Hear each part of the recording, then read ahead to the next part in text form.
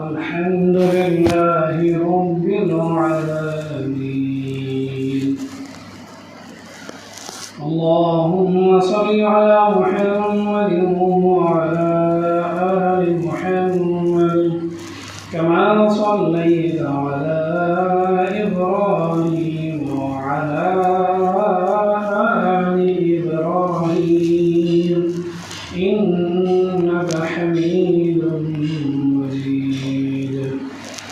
اللهم بارك على محمد وعلى آل محمد كما باركت على إبراهيم وعلى آل إبراهيم إنك حميد مجيد. محترم سامعین کرام، گزشتہ جمعے میں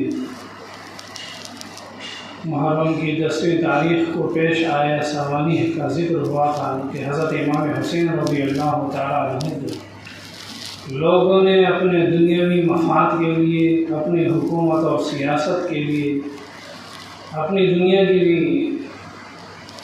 نا باقی رہنے والی کچھ مفاد اور فائدے کے لیے لوگوں نے انہیں شہید کر دیا، لیکن اس کا آخرت میں جو نقصان لوگوں کو ہونا تھا وہ تو ہوا، لیکن دنیا میں بھی وہ بہت جلد بڑی بڑی مصیبتوں میں، بڑی بڑی آفتوں میں ایسے پھنسے کہ پھر موت آ گئی، لیکن وہ مصیبتیں ان سے ختم نہ ہو سکی.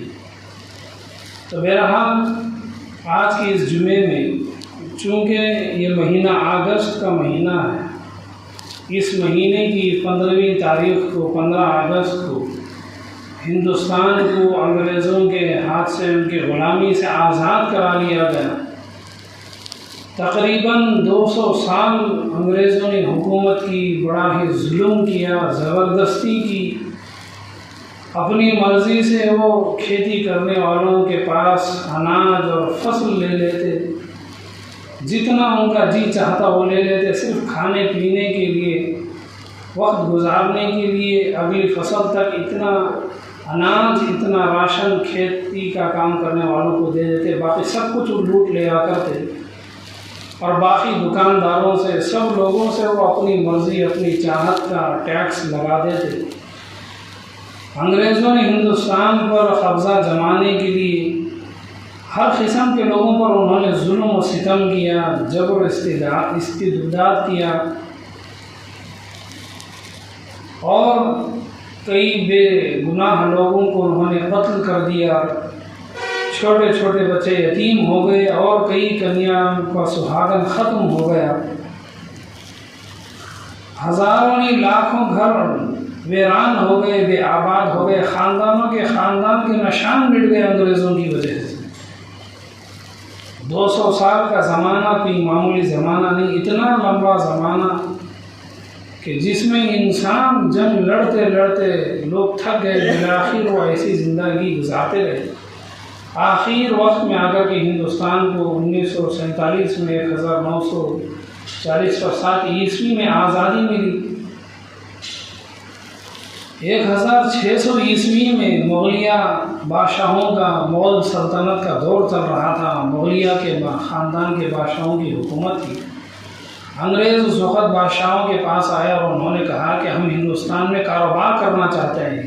دلی میں پہنچے اور بادشاہوں سے اجازت چاہی کہ ہم ہندوستان میں رہنے، یہاں پر کام دھندا کرنے کے لیے ہم ایک کمپنی کھولیں گے. ہمارے ملک سے مال یہاں پہ آئے گا، اور یہاں کا مال ہمارے ملک کو، باہر ملکوں کو جائے گا. ہم یہاں پہ ایک کمپنی بنائیں گے، ایسٹ انڈیا کمپنی کے نام سے. اب بادشاہوں کے پاس انہوں نے اجازت لے لیا. بادشاہوں نے دیکھا کہ کوئی کام دھندا کرنے کے لیے یہاں پر آئے، اس سے ملک کا بھی فائدہ ہوگا، یہاں کے لوگوں کا بھی فائدہ ہوگا. اب بادشاہوں نے تو اجازت دے دی. 1600 عیسوی میں انگریز آئے تھے.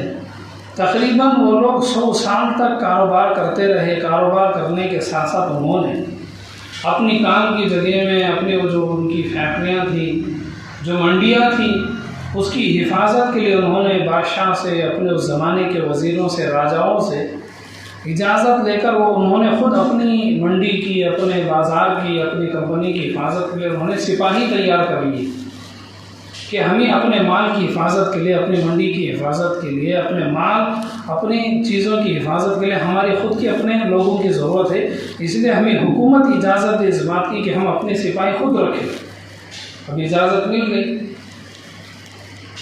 1600 عیسوی میں آئے تھے، 100 سال پورے ہونے کے بعد 1700 عیسوی تک ان کی جڑیں پوری ہندوستان میں اتنی مضبوط ہو گئی، انہوں نے دیکھ لیا اور جان لیا اور پہچان لیا کہ یہاں کے بادشاہوں کی کمزوری کیا ہے، یہاں کے راجاؤں مراٹھوں کی کمزوری کیا ہے، یہاں کے نوابوں کی کمزوری کیا ہے، لوگ کہاں پر بک جاتے ہیں، کسی انسان کی کیا قیمت لگنے پر انسان اپنے آپ کو بیچ دیتا ہے۔ انہوں نے 100 سال میں پورا اندازہ لگا لیا، ہر چھوٹے سے چھوٹے آدمی سے لے کر بادشاہوں تک جتنے قسم کے لوگ ہوتے سب لوگوں کو انہوں نے پہچان لیا 100 سال کے اندر۔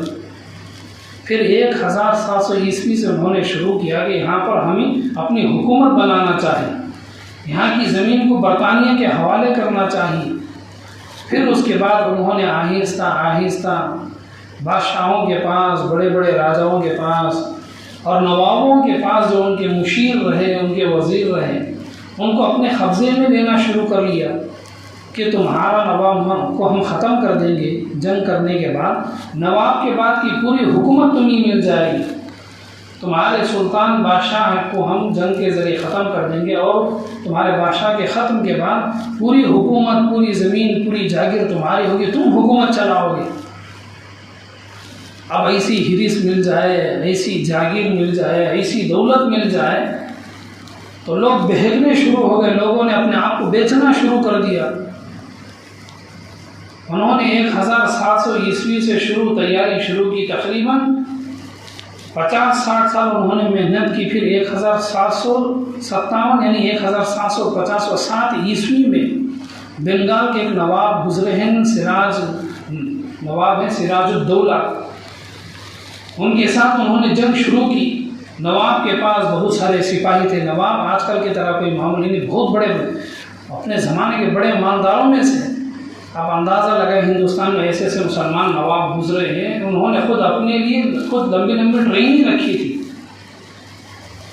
ٹرین کا ایک ڈبہ جو ہوتا ہے، تقریباً آج سے 8-10 سال پہلے ٹرین کے ایک ڈبے کی قیمت 1 کروڑ روپے تھی، اور 10 سال بعد اور بھی اس کی قیمت زیادہ، صرف ایک ڈبے کی ٹرین کے ڈبے کی قیمت۔ اس زمانے کے جو مسلمان نواب تھے اتنے زیادہ مالدار تھے کہ اپنے لیے خود وہ اپنے محل کے سامنے اسٹیشن بنا لیتے، اپنی خود کی ریلیں ہوتی، جو انجن چلا کرتے جب انہیں دلی جانا ہوتا، کسی دوسری جگہ جانا ہوتا تو جو اپنی ٹرین ہوتی اس انجن کے ساتھ ان کے ڈبوں کو لگا دیتے۔ اب چونکہ وہ VIP کلاس کے لوگ تھے، ان کے لیے ہر قسم کے ڈبوں میں سہولت ہوتی تھی، تو اس لیے انہوں نے خود اپنے لیے ریل بنا رکھی تھی۔ تو بہرحال بڑے بڑے مالدار قسم کے وہ لوگ تھے۔ تو سراج نواب الدولہ جو بنگال کے نواب تھے، مسلمان تھے، انہوں نے جنگ کا فیصلہ کیا کہ ان انگریزوں کو یہاں سے بھگانا ضروری ہے، یہ آہستہ آہستہ ہر جگہ ان کا قبضہ ہو گیا، جس بازار میں جائیں وہ سارے بازار کا کنٹرول ان کے قبضے میں، جس منڈی میں مارکیٹ میں چلے جائیں وہاں کا کنٹرول ان کے قبضے میں آ چکا ہے۔ لوگ انہی کی سنتے ہیں، ہندوستانی ہونے کے باوجود یہاں پر راجا ہیں، مہاراجا ہیں، بادشاہ ہیں، یہاں پر نواب ہیں، اپنے بڑوں کو چھوڑ کر لوگ انگریزوں کے پیچھے لگے ہوئے۔ پھر نواب سراج الدولہ نے جنگ کا فیصلہ کیا۔ 1750 پر 7 عیسوی میں جنگ ہوئی۔ ان کا جو وزیر تھا، مشیر تھا، اس کا نام تھا میر جعفر، وہ انگریزوں کے ساتھ اس نے پیچھے سے ہاتھ ملا لیا تھا۔ بالکل عین جنگ کے وقت میں اس نے انگریزوں کو خبر دی کہ میں نے پیچھے کا دروازہ کھول دیا ہے، آپ پیچھے سے محل کے اندر آ جائے۔ اب انگریزوں کو خبر ملی، فوراً بیچ جنگ کے اپنے پیچھے کے راستے سے محل کے اندر داخل ہوئے، اور سامنے اور پیچھے دونوں طرف سے انہوں نے نواب کی سپاہیوں پر، نواب کی ملٹریوں پر حملہ شروع کر دیا۔ دونوں طرف سے جب حملہ ہوا کہ کس طرف بھاگنے کا کوئی راستہ نہیں، بالآخر نواب اور نواب کے بہت سارے سپاہی وہیں پہ وہ شہید ہو گئے، اور اس کے اپنے ہی آدمی، اپنے ہی مسلمان کی غداری سے، اپنے ہی مسلمان کے دھوکے کی وجہ سے نواب کی حکومت ختم ہوئی، اور اتنا پورا بنگال کا پورا علاقہ انگریزوں کے قبضے میں چلا گیا،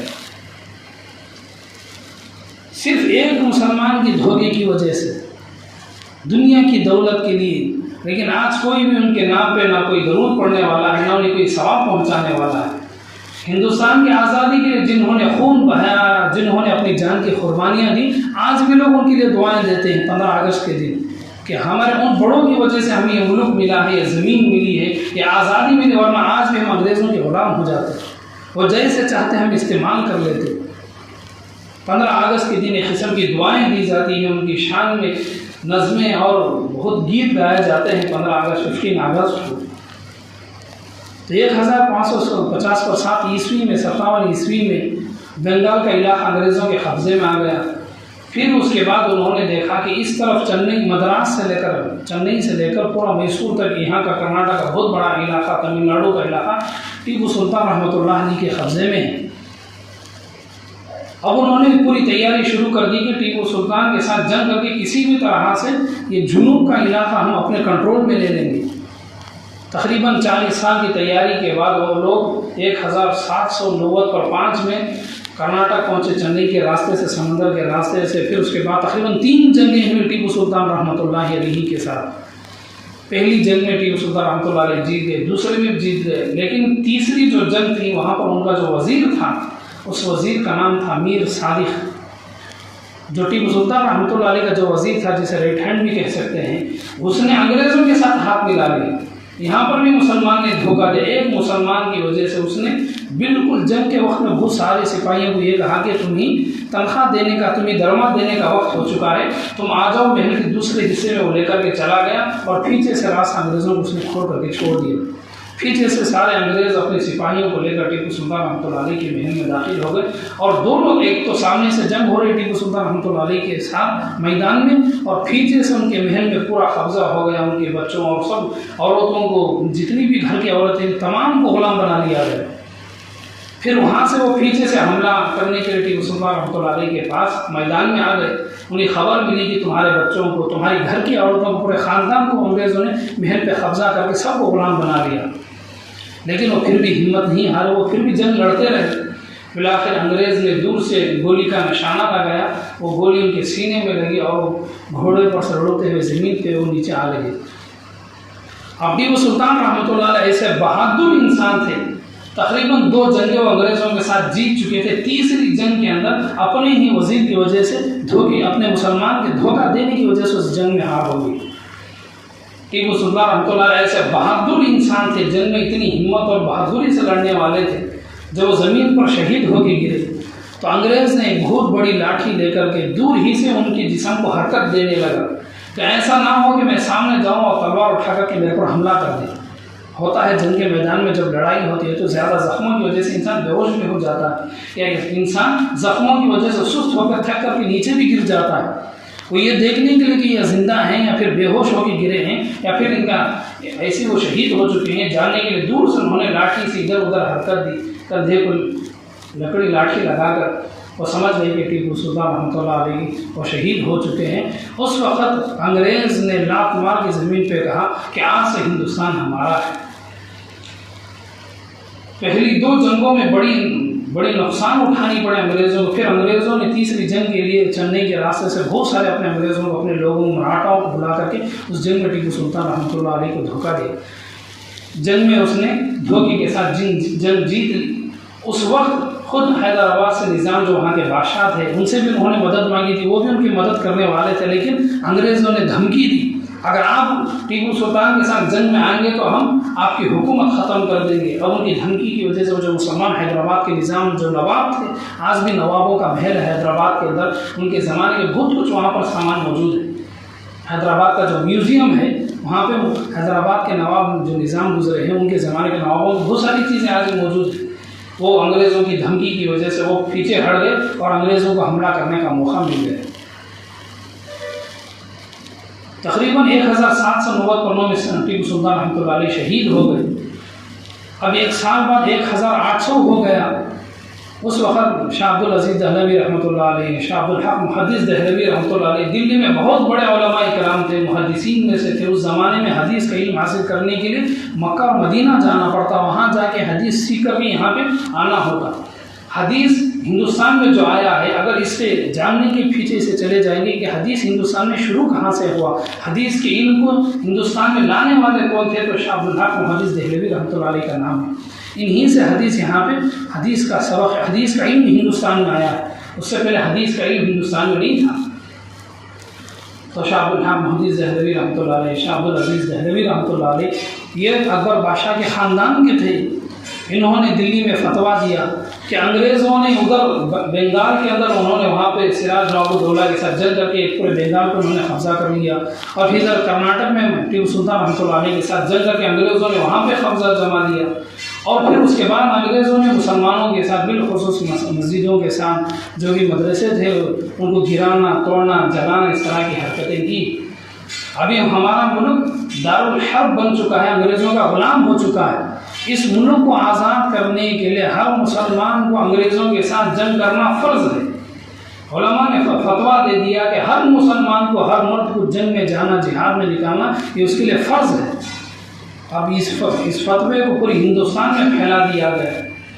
اب 1800 سے 50 پر 60 سال، تقریباً یہ 50-60 سال تک انہوں نے پورے ہندوستان میں اس تحریک کو، اس زمانے میں چونکہ آج کی طرح کوئی نیوز پھیلانے کی چیزیں نہیں تھی، بہت وقت لگ جاتا تھا تو کونے کونے میں نیوز پہنچانے کے لیے، کوئی اخبار پہنچانے کے لیے، تو تقریباً 50-60 سال لگ گئے۔ 1857 تک پورے مسلمانوں کے اندر ایک جوش پیدا ہو گیا کہ ہمیں کسی بھی طرح سے انگریزوں کو ہمارے ملک سے بھگانا ہے، ان کو یہاں سے بھگانا ہے، ان کو یہاں سے، ان کی حکومت کو ختم کرنا ہے۔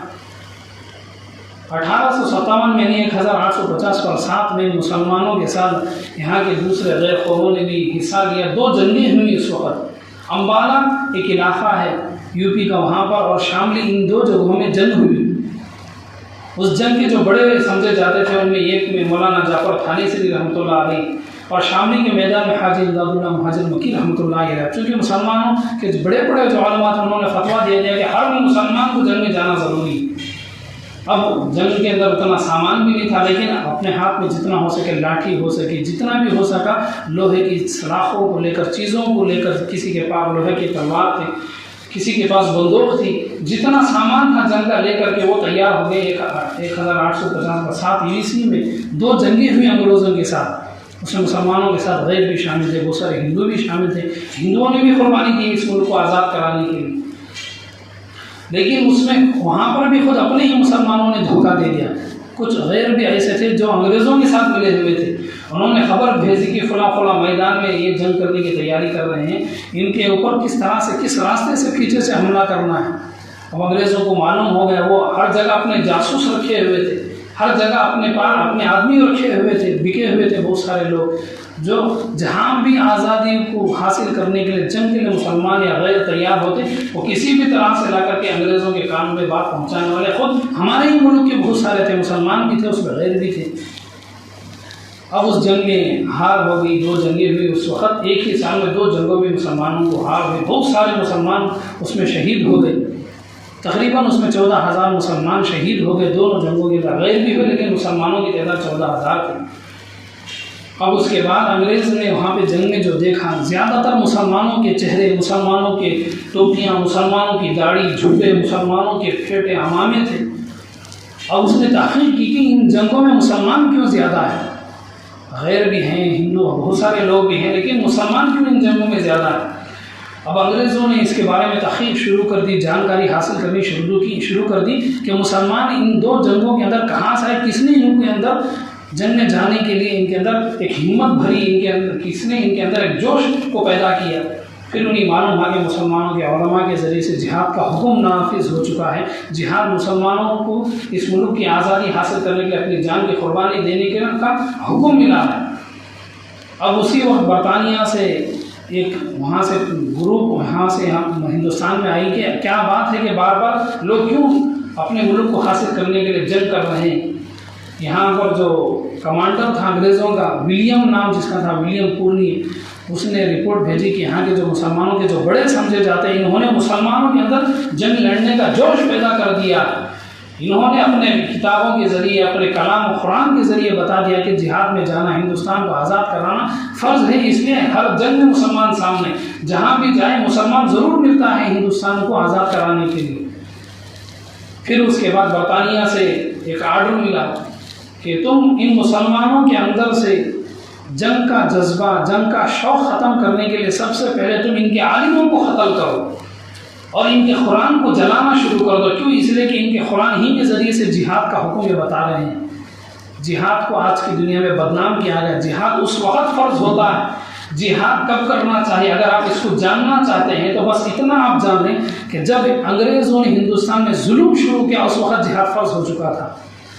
بہت سارے جو ہندوستان کے غیر بھی تھے، بہت سارے لوگ تھے، وہ ہندوستان کو صرف آزاد کرانے کے لیے وہ جنگ کر رہے تھے، لیکن مسلمان اپنے ملک کو آزاد کرانے کے ساتھ ساتھ جہاد یعنی دین اسلام کی حفاظت کے لیے وہ جنگ کر رہے تھے۔ صرف ملک نہیں، ملک کے ساتھ ساتھ اپنے مسجدوں کی، اپنے ایمان کی، اپنے قرآن کی، اپنے ایمان کی حفاظت کے لیے وہ جنگ کر رہے تھے۔ صرف دنیا کے لیے نہیں، دنیا میں یہ زمین کے لیے نہیں، بلکہ اپنے ایمان، اپنی نسلوں کی ایمان کی حفاظت کے لیے وہ جنگ کر رہے تھے۔ تو جہاد کو سمجھنا ہے تو انگریزوں کے زمانے کو دیکھ کر آپ سمجھے کہ مسلمان اس زمانے میں کیوں جنگ کے لیے گئے تھے۔ چاہیے تو تھا کہ مسلمان خاموش رہتے، لیکن اس زمانے کے جو مسلمان تھے، جو علماء کرام تھے، وہ جانتے تھے کہ جہاد کب فرض ہوتا ہے۔ پھر اس کے بعد برطانیہ سے آرڈر آیا کہ سارے علماء کو ختم کرنا شروع کر دو۔ پھر اس کے بعد 1860 پر 3 سے لے کر 60 پر 7 یعنی صرف 3-4 سال کے اندر 2 لاکھ مسلمانوں کو ان لوگوں نے قتل کر دیا۔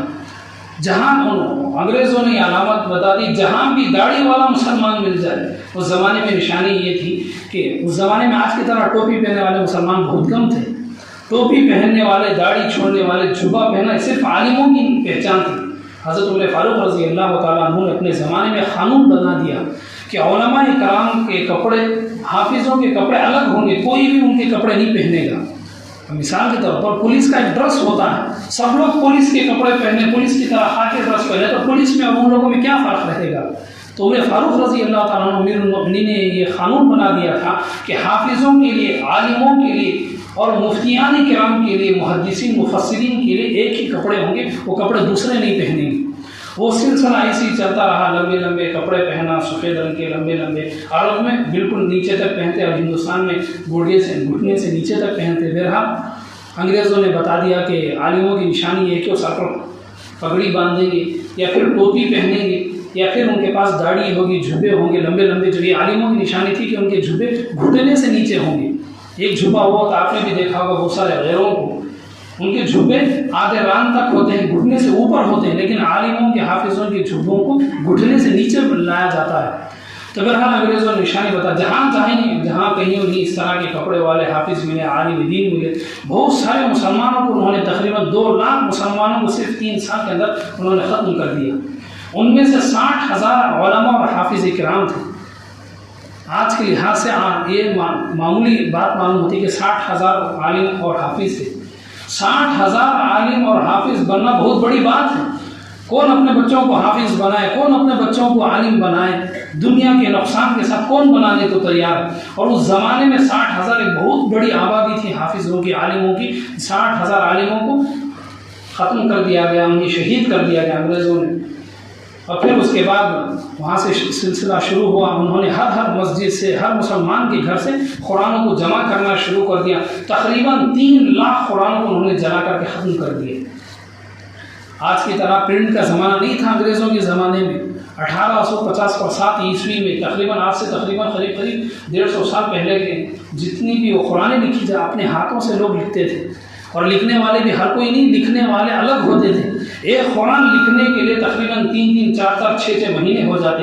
ایک آدمی سے پورے سال میں 2 یا 3 قرآن لکھے جائیں تو بڑی بات تھی۔ ایک سال میں لکھنے والے بہت کم تھے اس زمانے میں، آج کی طرح پڑھائی بھی عام نہیں تھی۔ ایک سال میں 2-3 قرآن، تو 3 لاکھ قرآن لکھنے کے لیے کتنے سال لگ جائیں گے؟ کئی سالوں کی محنت سے، قربانیوں سے جو قرآن شریف ملتا تھا، ان سارے 3 لاکھ قرآنوں کو جلا کر کے انگریزوں نے راکھ بنا دیا۔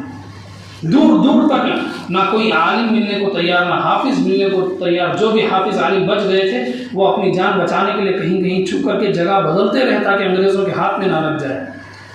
یہ 3-4 سال بڑی مصیبت کے گزرے۔ اس وقت مولانا قاسم نانوتوی رحمۃ اللہ علیہ اور بہت سارے علماء کرام نے مل کر یہ سوچا کہ اب ہندوستان سے انگریزوں نے کافروں کے ساتھ ساتھ غیروں کے ساتھ ساتھ بالخصوص مسلمانوں کے جو بڑے سمجھے جاتے ہیں حافظ، عالم، علماء، مفتی، ان سب کو قتل کرنا شروع کر دیا ہے۔ اگر ہمیں حافظوں کو بنانا ہے، عالموں کو تیار کرنا ہے، تو ہمیں سب سے پہلے مدرسہ بنانا چاہیے۔ اس وقت انہوں نے 1860 میں دیوبند مدرسے کو انہوں نے شروع کر دیا۔ اس کے فوراً بعد سال 2 سال بعد سہارنپور بہت سارے مدارس وہاں سے کچھ وقت میں بننے شروع ہو گئے، اور انہوں نے اسی وقت انگریزوں نے یہ ارادہ کر لیا کہ ہم ایسی تعلیم اسکول شروع کریں گے کہ اسکول میں پڑھنے والے یہاں کے لوگ تو ہوں گے، ان کا جسم ہندوستانی ہوگا، لیکن ان کا دل، ان کا دماغ، ان کے سوچنے کا طریقہ ہمارا ہوگا، وہ برطانیہ کو چاہنے والے ہوں گے۔ اس طرح سے اسکول میں پڑھائی کا جو طریقہ ہے، جو نظام ہے، جو کتابوں میں جو سبق ہوتے ہیں، انہوں نے اس طرح سے انہوں نے بنا دیا کہ ہندوستانی ہوں گے، لیکن ان کا دل دماغ انگریزوں کی طرح کام کرے گا، ان کے دلوں میں انگریزوں کی چاہت ہوگی۔ اب علماء اکرام نے دیکھا کہ بہت سارے حافظوں کو، علماء کو شہید کر دیا گیا، اور دوسری طرف اسکولوں میں اس طرح کی پڑھائی شروع ہو رہی کہ انسان دل دماغ سے انگریزوں کے پیچھے چلے۔ انہوں نے ایسے مدارس بنانا شروع کر دیے کہ جہاں پر انگریزی نہ ہو۔ انہوں نے اس وقت فیصلہ، یہ فتویٰ بھی دے دیا کہ کوئی انگریزی نہ سیکھے، کوئی انگریزی نہ پڑھے، انگریزوں کی کوئی چیز نہ خریدے، انگریزوں کا کوئی سامان اپنے گھر کے اندر نہ لائے۔ اس وقت انہوں نے جو مدارس بنائے تھے، اس مدرسے کے اندر انگلش نہیں تھا، انہوں نے بند کر دیا۔ کیوں؟ اس لیے کہ یہ انگریز اپنی زبان کے ذریعے سے فتنہ فساد پھیلا رہے ہیں، یہاں پر ملک میں ظلم کر رہے ہیں، مسلمانوں کے ساتھ ساتھ غیروں پر بھی وہ ہر طرح کا ظلم کر رہے ہیں۔ تو اس وقت کے مدارس میں قانون بن گیا کہ انگریزی نہیں پڑھائیں گے، لیکن اس زمانے کے لحاظ سے یہ صحیح تھا۔ لیکن اب زمانہ بدل چکا ہے، اب ہر مدرسے کے اندر انگریزی کا ہونا ضروری ہے۔ ہر مدرسے کے اندر جس اسٹیٹ کی وہ زبان ہے، اگر آندھرا ہے تو وہاں پہ تیلگو ہونا چاہیے، کرناٹک ہے تو وہاں پہ کنڑا ہونا چاہیے۔ اس طرح انگریزی کے ساتھ کوئی نہ کوئی اس علاقے کی زبان کا حاصل ہونا آج کے زمانے کے لحاظ سے ضروری ہے۔ لیکن اس زمانے کا جو حال تھا، انگریزوں کا جو ظلم تھا، اس لحاظ سے انہوں نے فیصلہ کر دیا کہ مدارس میں صرف دین کا علم پڑھایا جائے گا، صرف اور صرف دین کی جانکاری۔ یہاں سے نکلنے والے جو بھی حافظ مولوی بن کر یہاں سے نکلیں گے، پوری طرح سے ان کا دل دماغ، ان کے بیٹھنے کا طریقہ، ان کے چہرہ، ان کے سر کے بالوں سے لے کر پیروں کے ناخن تک وہ اسلامی طریقہ ان کا ہوگا۔ انگریز ایک طرف اسلام کو مٹانے کے لیے علماء کو، مسجدوں کو گرانے لگے، قرآنوں کو جلانے لگے۔ علماء کرام نے مدارس کے ذریعے سے پھر سے حافظوں کو بنانا شروع کر دیا، پھر سے عالموں کو بنانا شروع کر دیا، پھر سے لوگوں کے اندر اسلام کی پہچان پیدا کرنے کے لیے مفتیان کرام کو تیار کرنا شروع کر دیا۔ تو پھر انگریزوں کو جیسی معلوم ہوا، انہوں نے ہر طرف ظلم کرنا شروع کر دیا، لوگوں کو لوٹنا، ان کا مال ہر طرح سے لینا، اور لوگوں کے ساتھ قتل عام کر دینا۔ جو کوئی جہاں کہیں گورنمنٹ کے خلاف کچھ بھی بات کرنا شروع کر دے، فوراً انگریز کا حکم تھا کہ انہیں شوٹ کر دیا جائے، انہیں ختم کر دیا جائے۔ یہاں تک کہ ہر مسجد کے سامنے پھانسی کا پھندا لگایا گیا۔ جو مسلمان، جو کوئی بھی انگریزی حکومت کے خلاف آواز بھی نکالے، اسے مسجد کے سامنے سے پھانسی دی جاتی ہے، اور پھانسی کے وقت اس کے سر میں یا اس کے سینے میں گولی ڈال دی جاتی ہے، تاکہ سب لوگوں کے اندر ایک ڈر پیدا ہو جائے، ان انگریزوں کا رعب پیدا ہو جائے، کوئی بھی آزادی کے لیے جنگ لڑنے کے لیے کوئی بھی لوگوں کے اندر جوش پیدا نہ کرے، لوگوں کو جمع نہ کرے۔ اس وقت مسلمانوں کے اوپر، حتیٰ کہ کافروں کے اوپر بہت کچھ ظلم ہوا، بہت سارے لوگوں کی زمینیں لے لی گئی، بہت سارے لوگوں کو قیدی بنا کر جیلوں میں ڈال دیا گیا۔ 3 دن تک نہ کھانے کے لیے کوئی غذا ملتی، نہ پینے کے لیے پانی ملتا۔ 3 دن میں ایک مرتبہ، 2 دن میں ایک مرتبہ پینے کے لیے پانی دیتے اور کھانے کے لیے غذا دیتے، تاکہ لوگوں کی ہمت ختم ہو جائے انگریزوں کے خلاف کھڑے ہونے کی۔ بہت سارے مسلمانوں نے ان مصیبتوں کو جھیلا، اور کئی مسلمانوں کو انڈمان میں بھیج دیا گیا۔ جیل خانے کے اندر کالا پانی کا سمندر ہے، وہاں پر بڑے بڑے تھیلوں کے اندر بہت سارے مسلمانوں کو، حتیٰ کہ کافروں کو بھی تھیلوں میں ڈال دیا جاتا، تھیلے کو اوپر سے باندھ کر سمندر میں ڈھکیل کر اوپر سے شوٹ کر دیا جاتا، تاکہ اگر وہ سمندر میں گرے تو بھی گولی کی زخمی کی وجہ سے اسی پانی میں ڈوب جائیں اور وہ تھیلے سے باہر نہ نکلے، اس لیے تھیلے کے اوپر گھنٹیاں لگا دی جاتی۔ عجیب طرح کے ظلم انہوں نے رکھے۔ کئی دن تک ایک ہی کمرے کے اندر بہت سارے لوگوں کو بھر دیا جاتا، ایک ڈرم رکھ کے چھوڑ دیا جاتا جیل کے اندر، اسی کے اندر وہ پیشاب سب کچھ کرے۔ 8 دن گزر جاتے، اسی کے اندر سے پیشاب کی بدبو، ہر قسم کی بدبو، تاکہ لوگ تنگ آ کر کے انگریزوں کے خلاف جنگ کا ارادہ ہی ختم کر دیں، لوگ مجبور ہو جائیں، لوگوں کو کمزور کرنے کے لیے، کہ لوگوں کو مجبور کرنے کے لیے انہوں نے اتنا ظلم کر دیا کہ لوگوں کی سوچ سمجھ سے باہر ہو گئے۔ اس وقت جگہ جگہ مدارس شروع، اسی وقت دیوبند کا مدرسہ شروع ہوا، تاکہ صرف دیوبند کا مقصد یہی تھا کہ صرف اور صرف یہاں سے پوری طرح سے حافظ اور عالم نکلیں گے، جن کا کام ہی یہی ہوگا کہ مساجد ہو یا مدارس ہو، وہاں پر جا کر صرف اور صرف دین کی خدمت میں لگیں گے۔ تو اس طرح دیوبند اور بہت سارے شاخیں کھل گئی، بہت سارے مدارس کا نظام کھل گیا۔ پھر 1857 کے بعد پھر اس کے بعد ایک تقریباً 100 سال ایسی بہت ساری جنگیں ہوتے، بہت ساری جگہ جماعتوں کی شکل میں لوگ جنگ کرتے رہے۔ اس کے بعد 1917-15 کے اندر پھر بہت سارے مسلمان کو پھر انڈمان میں ڈال دیا گیا، بہت سارے کافروں کے بہت سارے لیڈروں کو بھی وہاں پہ بھیج دیا گیا۔ جو مسلمان یہاں سے گئے تھے دیوبند کے، اس میں حضرت شیخ الہند محمد حسن رحمۃ اللہ علیہ، حسین احمد مدنی رحمۃ اللہ علیہ، انہوں نے 1920 میں سارے علماء نے ایک فتویٰ دیا۔ اب 1 سال تک انگریزوں نے بھی انڈمان میں ڈال دیا، 1 سال 2 مہینے کے بعد انڈمان سے پھر واپس بمبئی جہاز کے ذریعے سے آئے۔ بمبئی سے آنے کے بعد خلافت کانفرنس ایک بہت بڑا جلسہ ہوا، ایک بہت بڑا پروگرام بنایا، جس میں اس وقت 1920 کے جتنے علماء تھے ان سب نے مل کر فیصلہ کیا کہ انگریزی حکومت میں کام کرنا سب مسلمانوں کے لیے حرام ہے، بالخصوص انگریزیوں کی پولیس میں شامل ہونا، انگریزوں کی ملٹری میں جا کے نوکری کرنا یہ مسلمان کے لیے حرام ہے، وہ تنخواہ اور دھرما بھی حرام ہے۔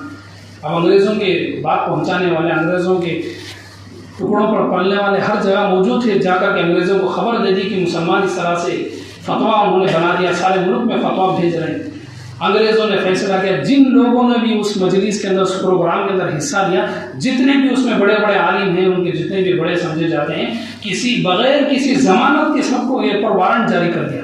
ضمانت کہتے ہیں ضامن ملنا، کسی کو بھی اریسٹ کر لیا جائے، کسی کے اوپر پولیس کی طرف سے گرفتاری ہو جائے، کورٹ میں جانے کے بعد ضمانت کے ذریعے سے باہر آ سکتے ہیں، لیکن انگریز نے یہ فیصلہ کر دیا انہیں کوئی ضامن نہیں ملے گا، کوئی ضمانت دینا بھی چاہے، ضامن بننا بھی چاہے، انہیں کے لیے کوئی ضمانت نہیں، سیدھے اٹھا کر کے انہیں جیل میں ڈال دیا جائے گا۔ پھر اس کے بعد حسین احمد مدنی رحمۃ اللہ علیہ کو دیوبند کے علاقے میں انگریزوں کی پولیس نے انہیں گرفتار کیا، اور گرفتار کر کے انگریزوں کی پولیس اسٹیشن کے پاس آئے، ان سے کہا کہ تم نے جو فتویٰ دیا ہے کہ انگریزوں کی نوکری کرنا، ان کی پولیس میں شامل ہونا، ان کی ملٹری میں شامل ہونا مسلمانوں کے لیے حرام ہے، اگر آپ اس کا انکار کر دیں ہم آپ کو چھوڑ دیں گے۔ شیخ الاسلام حسین احمد مدنی رحمۃ اللہ علیہ نے کہا اگر ہمارے زمانے کا مسلمان ہوتا تو دیوار کے اوپر جو بلی بیٹھی ہوتی ہے، جہاں پر لوگ زیادہ ہوں گے وہاں پہ ہم جب لگا دیں گے، موقع ہے کہ وہ دیکھ کر ہم اپنا رنگ بدلتے ہیں۔ وہ ایسے نہیں کہ وہ بہادر انسان تھے، حافظ اور عالم تھے، لیکن کسی کے سامنے سر جھکانے والے نہیں تھے۔ شیخ الاسلام مدنی رحمۃ اللہ علیہ نے انگریز پولیس آفیسر کی آنکھوں میں آنکھ ڈال کر کے کہا میں تمہاری موت سے، تمہارے بندوق سے ڈرنے والا نہیں، تم دیکھتے ہو کہ میرے سر پر جو پگڑی ہے یہ پگڑی نہیں ہے، میں اپنے سر پہ کفن باندھ کر کے لایا ہوں، میں چاہتا ہوں کہ اگر تمہارے شوٹ کرنے سے میری موت ہو جائے تو انگریز گورنمنٹ کے کفن کے سامنے دفن نہ کیا جائے، بلکہ میں اپنے سر پہ کفن باندھ کر کے آیا ہوں کہ مجھے خود اپنی کفن میں دفن کیا جائے، انگریز گورنمنٹ کا نہ مجھے کفن چاہیے نہ ان کی کوئی مدد چاہیے۔ پھر اس کے بعد شیخ الاسلام مدنی رحمۃ اللہ علیہ نے انگریز پولیس آفیسروں کے آنکھوں میں آنکھ ڈال کر کے کہا میں نے کل بھی فتویٰ دیا تھا، آج بھی فتویٰ دوں گا اور آئندہ بھی فتویٰ دوں گا کہ انگریزوں کی ملٹری میں، انگریزوں کی پولیس میں شامل ہونا مسلمانوں کے لیے حرام ہے۔ جتنے انگریز تھے ان کی ہمت سے، ان کے حوصلے کو دیکھ کر جو شوٹ کرنے والے تھے وہ بھی خاموش رہ گئے۔ پھر اٹھا کر کے انہیں جیل میں ڈال دیا۔ کچھ وقت گزرنے کے بعد 1940 پر 7 جب ہندوستان آزاد ہوا تو اسی وقت انہیں بھی جیلوں سے رہا کر دیا گیا۔ کہنے کا مقصد یہ ہے کہ اس زمانے کے جو مسلمان تھے وہ بڑے بہادر تھے، اگر اپنی جان جاتی ہے تو جائے، لیکن ہندوستان کو آزاد کرانے کے لیے ہر قسم کی مصیبت انہوں نے برداشت کی۔ 1 سال 2 مہینے انہوں نے انڈمان کا جیل دیکھا، آج کل کی طرح انڈمان کا جیل نہیں تھا، وہاں پر کھانے کے لیے جنگلی گھاس ابال کر کے دے دیا جاتا کہ کھاؤ یہ تمہارا کھانا ہے۔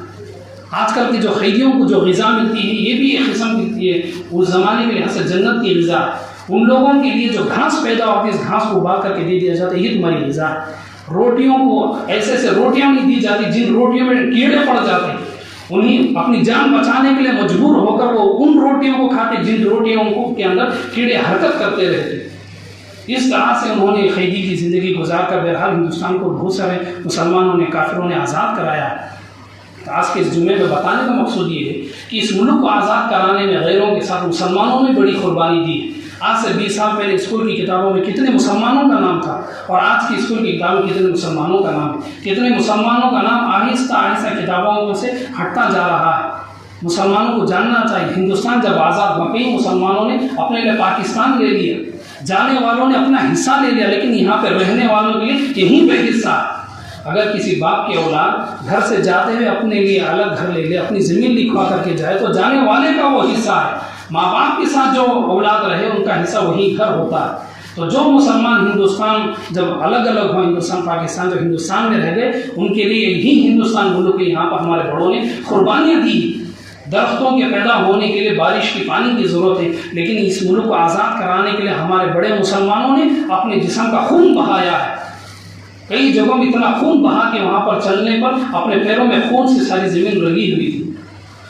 ایک انگریز تاریخ دان نے لکھا ہے کہ دلی میں اپنے خیمے میں موجود تھا، جب میں جا کر کے دیکھا وہاں پر 40 علماء کرام کو لا کر کے بہت ساری لکڑیاں جمع کی گئی، بہت آگ وہاں پہ روشن کی گئی، جلائی گئی، اس میں 40 علماء کو زندہ حالت میں انہیں اس میں ڈال دیا گیا۔ 1850 پر 7 عیسوی میں بہت سارے 40 علماء کی ایک جماعت بنائی جاتی، انہیں لا کر کے زندہ جلا دیا جاتا، اور جلانے سے پہلے یہ بھی انگریز نہیں پوچھتے کہ تمہاری موت سے پہلے تمہاری آخری خواہش کیا ہے۔ جب کسی کو سزا ہوتی ہے گورنمنٹ کی طرف سے، پھانسی کی سزا، موت کی سزا ملنے سے پہلے اسے پوچھا جاتا ہے کہ تمہاری آخری خواہش کیا ہے، موت سے پہلے تمہاری آخری چاہت کیا ہے۔ انہیں یہ بھی نہیں پوچھا گیا کہ تمہاری آخری خواہش کیا ہے، بس ان سے یہ کہا گیا کہ تم انکار کر دو کہ تم اس جنگ میں نہیں تھے، یعنی تم ہمارے ساتھ ہو، اگر تم ہمارے ساتھ ہو ہم تمہاری جان چھوڑ دیں گے۔ اور ٹامسن جو ہسٹری لکھنے والا انگریز تھا، اس پہلے زمانے میں ہسٹری لکھنے والے کچھ لوگ تھے جن کا کام دھندا یہی تھا کہ وہ الگ الگ ملکوں میں جاتے، الگ الگ شہروں میں جاتے اور ہسٹری لکھتے رہتے کہ کیا کیا ہو رہا ہے، کیا کیا چل رہا ہے۔ جو ٹامسن جو ہسٹری لکھنے والا انسان تھا، وہ کہتا ہے کہ میرے سامنے پہلے 40 علماء کو زندہ جلا دیا گیا، پھر کچھ ہی دیر میں پھر دوسری 40 علماء کی جماعت آئی، ان کو بھی ایسے ہی زندہ جلا دیا گیا۔ میں نے دیکھا ایک عالم نے بھی، ایک حافظ نے بھی اپنا سر انگریز کے سامنے نہیں جھکایا اپنی جان بچانے کے لیے۔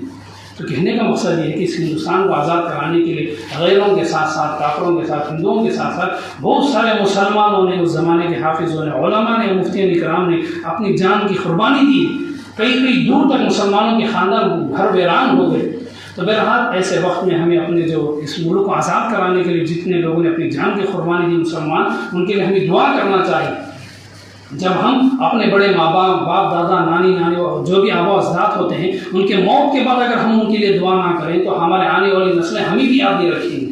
ایسے ہمیں اپنے بڑوں کے لیے جنہوں نے اس ہندوستان کو آزاد کرانے کے لیے محنتیں کی ہیں، جان کی قربانیاں دی ہیں، یہ پورا مہینہ ہمیں، محرم کا بھی یہ مہینہ ہے اور اگست کا بھی مہینہ ہے۔ محرم کے مہینے امام حسن رحمۃ اللہ علیہ کے لیے سارے ثواب سے صدقہ خیرات بھی دے، اور پھر ان مرحومین کے لیے جنہوں نے اس ہندوستان کو آزاد کرانے کے لیے اپنی جان کی قربانیاں دی، ان کی بخشش کے لیے، ان کی جنت میں داخلے کے لیے بھی ہمیں اللہ سے اپنی انفرادی دعا میں ان کے لیے دعا مانگنا چاہیے۔ تو بہرحال ان لوگوں نے اپنی جان کی قربانی دی، ہندوستان آزاد ہو گیا۔ اب ہندوستان آزاد ہونے کے بعد تقریباً 70 سے 75 سال ہو گئے۔ اب یہ ملک ہمارے لوگوں کے پاس، ان لوگوں نے کیا کیا؟ الیکشن جیتنے کے بعد آج بھی اس دنیا میں ایسے کنٹری موجود ہیں جہاں پر پبلک سے کوئی ٹیکس نہیں، ٹیکس فری، کوئی ٹیکس نہیں ہے، پھر بھی گورنمنٹ چل رہی ہے، پبلک کو ہر قسم کی سہولت ہے، کوئی ٹیکس نہیں۔ اور ہمارے ملک میں ٹیکس پہ ٹیکس لگتا جا رہا ہے، جی ایس ٹی پہ جی ایس ٹی لگتی جا رہی ہے، غریب سے غریب تر ہو رہا ہے، مالدار اور بھی مالدار ہو رہے ہیں۔ ہندوستان میں ہر دن کوئی دن ایسا نہیں جس میں غریب بھوک سے نہ مرتا ہو۔